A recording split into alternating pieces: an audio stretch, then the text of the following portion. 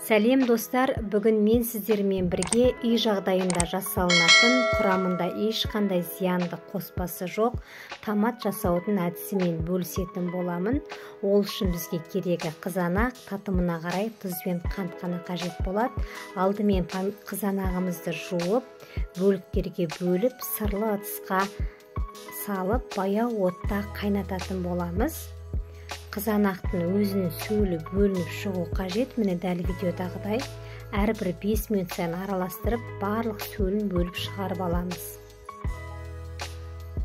Мінекей, енді осы қызанақты сүзгіштен сүзіп алып алатын боламыз.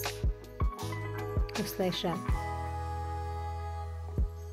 бөлініп шыққан суын қолданбаймыз.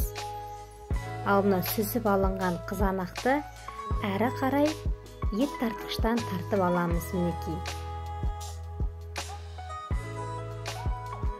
Ет тартқыштан тартып алған помидорымыз дайын.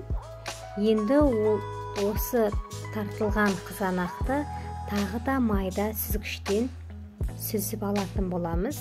Өткіземіз дәл осылай араластыра отырып. Мінекей.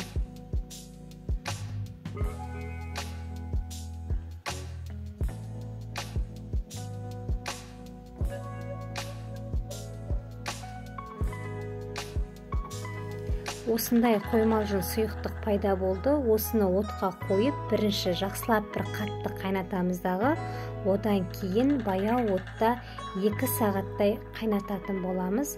Татымына қарай тұзын, қантын саламыз. Сөйтіп тағы да араластырып қайнатамыз баяу отта.